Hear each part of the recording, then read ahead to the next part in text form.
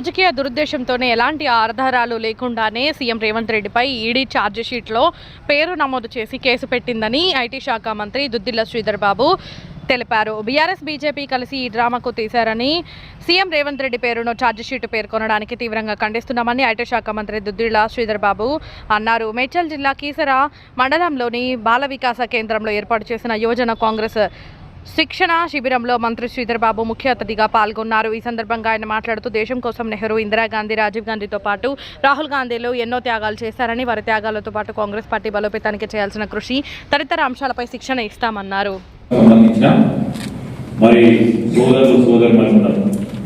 రెండోది, అనేక రోజుల నుంచి కేటగరైజేషన్ కావాలని కోరిన చాలా మంది మిత్రులు ఉంటారు.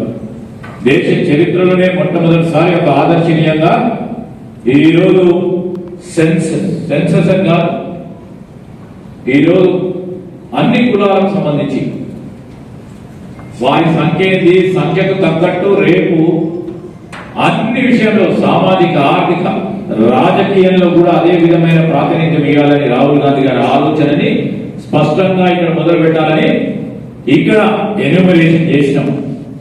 కులాలకు సంబంధించి, ఓబీసీలకు సంబంధించి చట్టం తీసుకొచ్చినాం. దాని తదుపరి కేటగరైజేషన్. ఈ కేటగరైజేషన్ అనేక సంవత్సరాలు నడుస్తా ఉన్నది. దీనికి పరిష్కారం కావాలని, మార్గం చూపెట్టాలని రాహుల్ గాంధీ గారి నాయకత్వంలో, రేవంత్ రెడ్డి గారి నాయకత్వంలో చేసిన ప్రధానమైన పని. దేశం మొత్తం కూడా ఒక ఉదాహరణ నిలబడి, మొన్న దేశంలో ఉన్న బీజేపీ పార్టీ కూడా మనం తీసుకున్న నిర్ణయం ఓబీసీలకు సంబంధించి, ఇతర కులాలకు సంబంధించిన మరి సంఖ్య గురించి మొత్తం జాతీయ స్థాయిలో చేస్తామని చెప్పడానికి మూల కారణం ఈరోజు తెలంగాణ రాష్ట్రంలో తీసుకున్న ఈ కార్యక్రమం. రాజకీయ దురుద్దేశంతో రాజకీయంగా మరి ముఖ్యమంత్రి గారిపై ఈడీ కేసులు పెట్టి బెదిరించే ప్రయత్నం జరుగుతూ ఉన్న సందర్భం కనబడతా ఉంది.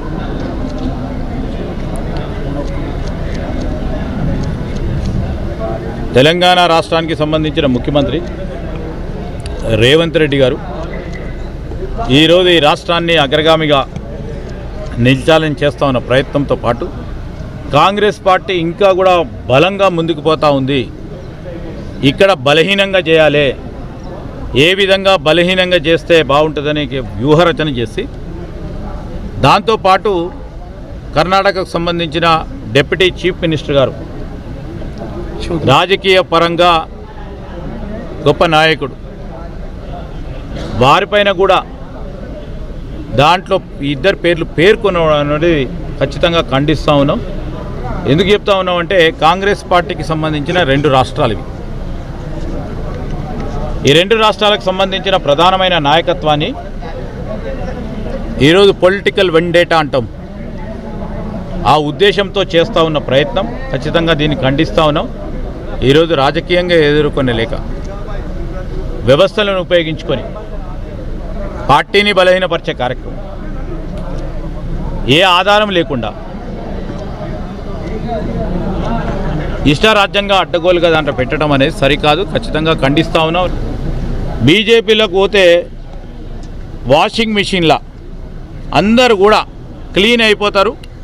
ఇక వ్యవస్థలన్నీ కూడా వారిపైన ఏది కూడా ఉండదని చెప్పిన బీఆర్ఎస్ పార్టీ ఈరోజు రేవంత్ రెడ్డి గారి పైన మాట్లాడటము, వారి 2 మాటలకు సంబంధించి ఖచ్చితంగా వారిది కూడా ఖండిస్తూ ఉన్నాం. మీరు బీజేపీ కలిసి చేస్తూ ఉన్న రాజకీయ డ్రామా ఇది, ఖచ్చితంగా ఖండిస్తూ ఉన్నాం.